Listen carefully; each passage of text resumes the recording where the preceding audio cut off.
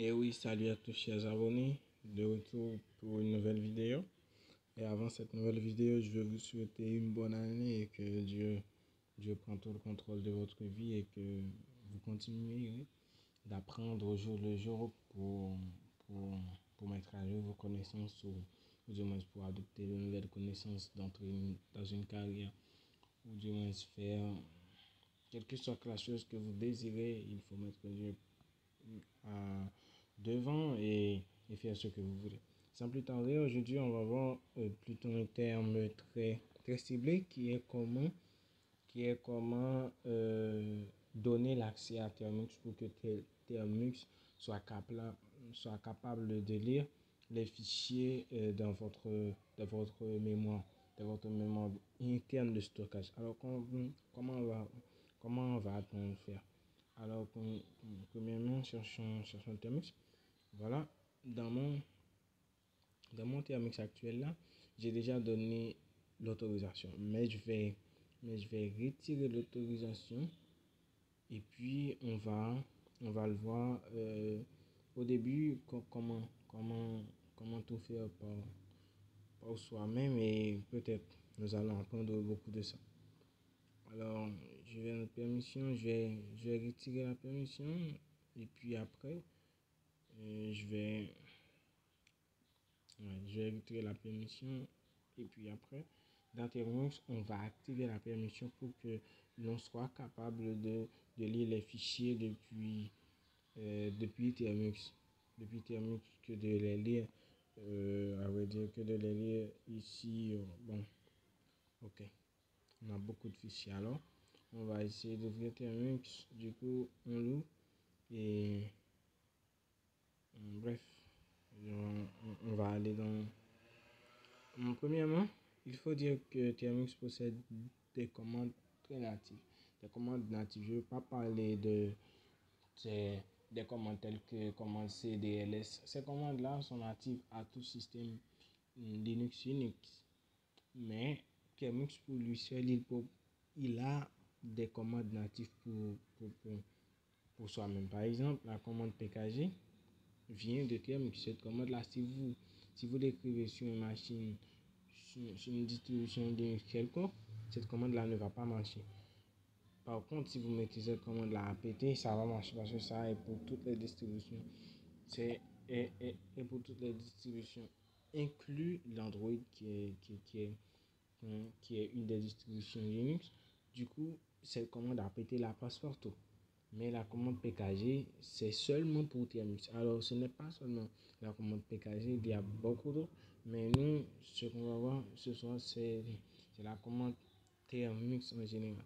Je vais faire, voilà, il y a Thermux AM, Thermux AM Socket. Chacune de ces choses-là, chacune de ces commandes propres-là avec Thermux permet de faire quelque chose en général. Mais nous, ce qu'on va utiliser ce soir, je pense que c'est la commande Thermux Setup Storage. La commande Thermux Setup Storage, c'est cette commande-là qui va donner l'autorisation avec Thermux d'accéder à notre mémoire interne de stockage pour que l'on soit capable d'accéder aux fichiers tels que photos, musique et tout ça.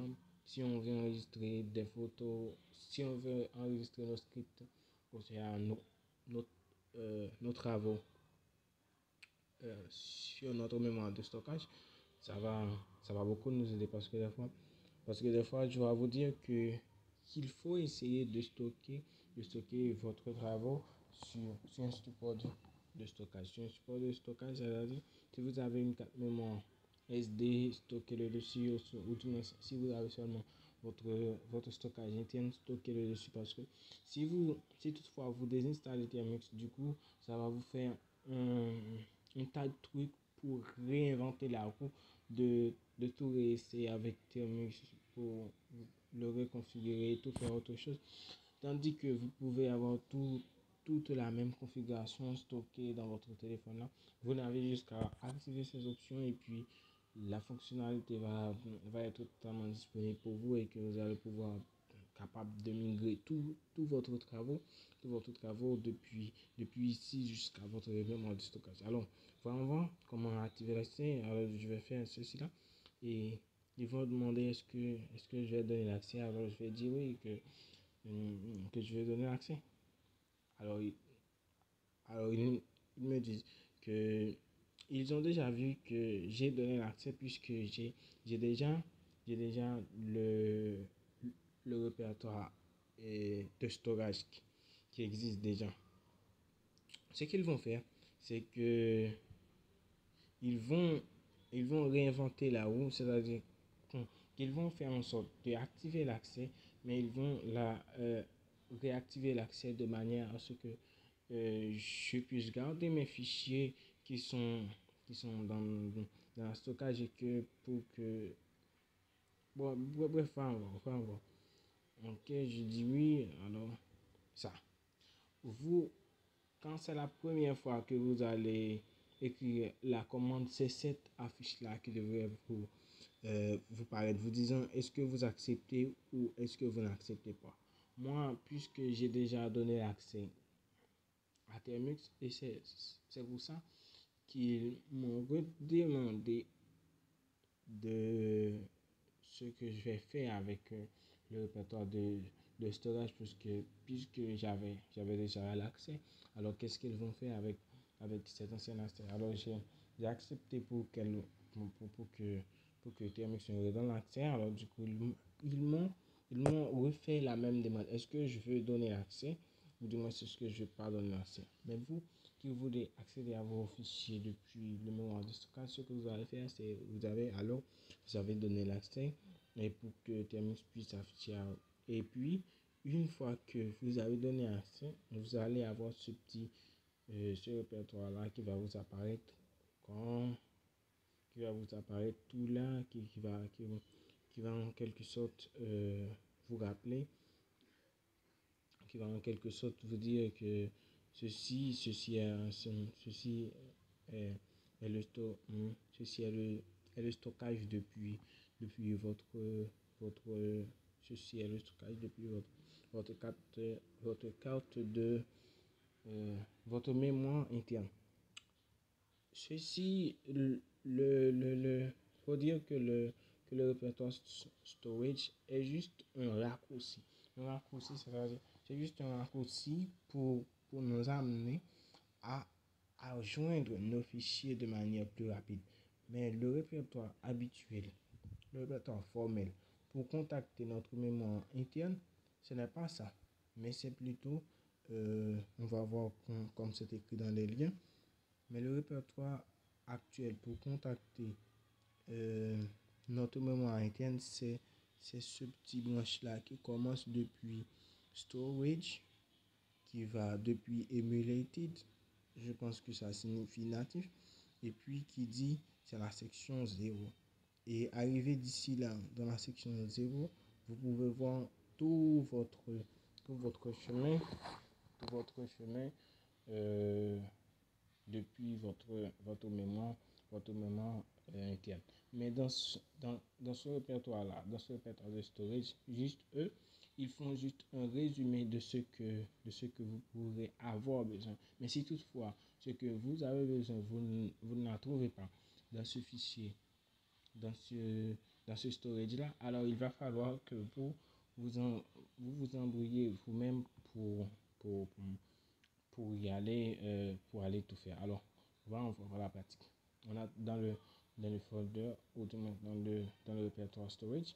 Alors, on nous dit que ici, tout d'abord, je vais vous dire que pourquoi il y a la différence de couleur. Vous voyez qu'il y a une différence de couleur, qu'il y a presque, je pourrais dire un mauve et un bleu foncé, un bleu clair. La différence de couleur, c'est que ce bleu-là juste dit que ce sont des raccourcis, tandis que l'autre couleur, qui est ce bleu-là, alors ça indique juste que c'est un dossier, c'est un répertoire que l'on a créé. Mais tandis que ces fichiers de DCM, downloads, movies, ceux-là sont juste des liens qui vont nous amener vers d'autres choses. Alors si on va dans download, on va voir qu'on atterrit direct qu'elle atterrit direct dans